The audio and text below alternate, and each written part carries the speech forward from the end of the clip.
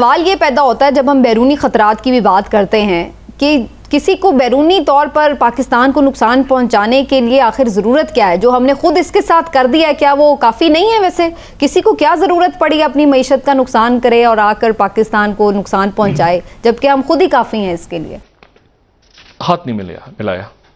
अपने मुल्क में आने वाले मेहमान से चाइना के वजीर दिफा से हैंडशेक नहीं किया, और हैंडशेक ना करने के बाद, ठीक है, उन्होंने फिर ना सिर्फ ये कि हैंडशेक नहीं किया, बल्कि ये हिंदुस्तान टाइम्स 7वीं खबर, इस चीज को फिर छपवाया गया अखबारों में, ठीक है।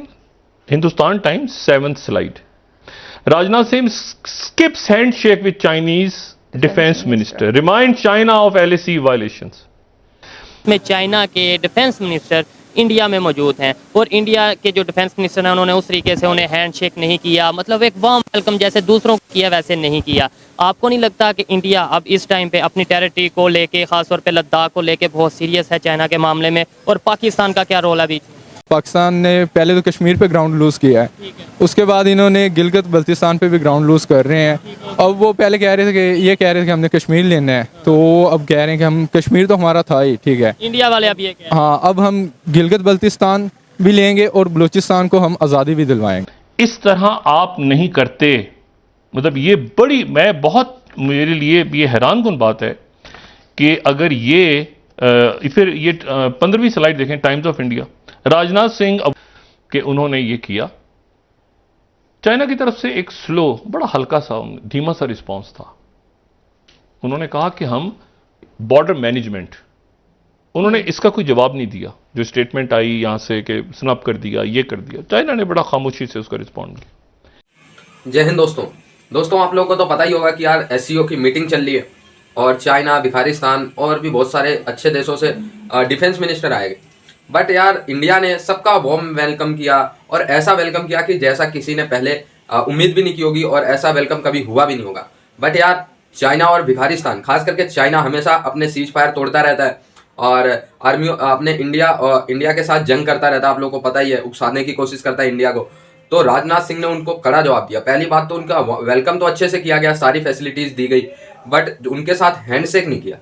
अब हैंडशेक नहीं किया, और साथ ही साथ हिंदुस्तान टाइम्स में खबर भी आया कि भाई इंडिया ने हैंडशेक नहीं किया चाइनीज मिनिस्ट्री के साथ, और साथ ही साथ ये मैसेज दिया कि भाई जब तक हमारे बॉर्डर इश्यूज रिजॉल्व नहीं होंगे, जब तक बॉर्डर पे ऐसे ऊट पटांग हरकत करता रहेगा ये चाइना, तब तक चाइना के साथ कोई भी बातचीत उतनी अच्छी से नहीं होगी जितना अच्छे से इंडिया अदर कंट्रीज के साथ ट्रीट कर रहा है।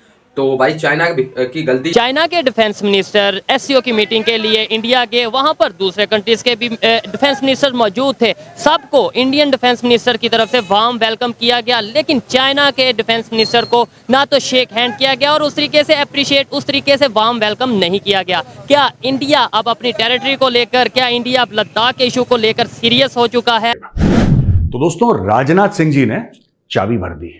अच्छा, ये कोर कमांडर की कॉन्फ्रेंस, ये सब ये चलती है, फौज भी चाबी भर रही है, फौज भी लाइन ऑफ एक्चुअल कंट्रोल पे प्रेशर बना के रखी है चाइनीज पे। चाइनीज कह रहे हैं साहब हम इंडियन आर्मी पे प्रेशर बनाएंगे, इंडियन आर्मी कह रही है नहीं, एयरफोर्स वहां पे अपनी सॉर्टीज उड़ा रही है, और नेवी भी जो है, इंडियन नेवी, ठीक है, वो भी अग्रेसिव पेट्रोलिंग कर रही है। तो तीनों, आर्मी, नेवी और एयरफोर्स लगे पड़े हैं। यहां पे मीटिंग होती है इंडिया के डिफेंस मिनिस्टर और चाइना के डिफेंस मिनिस्टर की, भाई स्टैंड ऑफ के बारे में।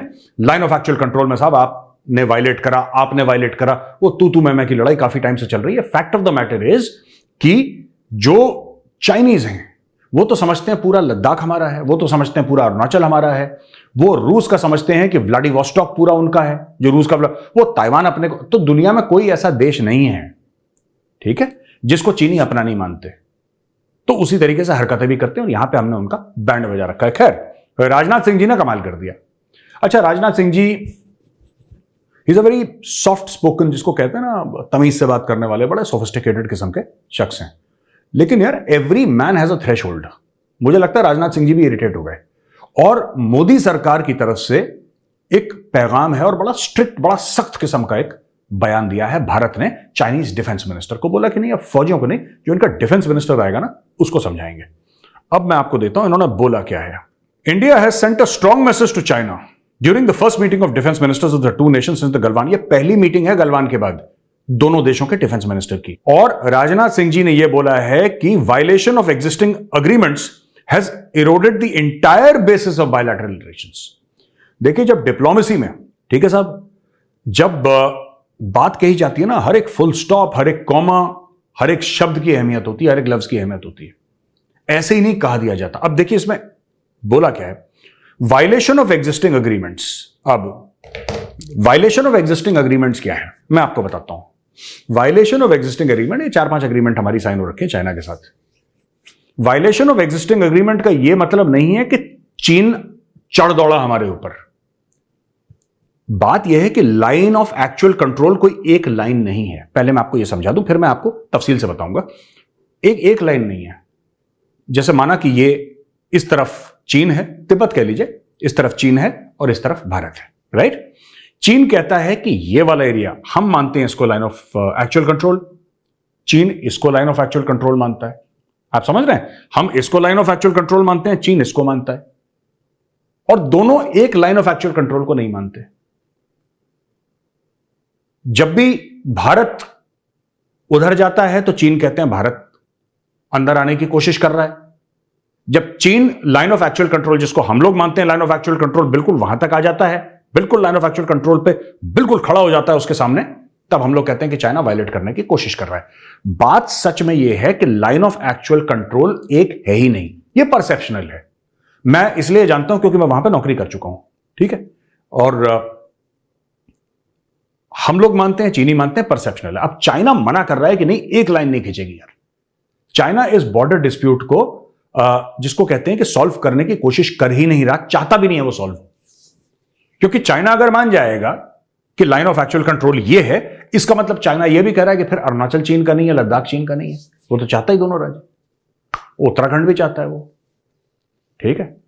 वो हिमाचल की भी टेरिटरी चाहता है थोड़ी बहुत, लाहौल स्पीति, वो हर चीज चाहता है।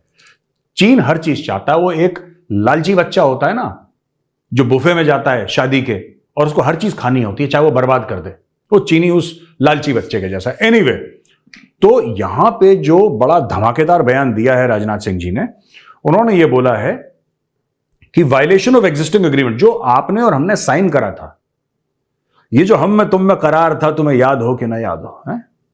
तो जो करार था भारत और चीन के बीच में, वो चीन ने करार तोड़ दिया। करार कैसे तोड़ा?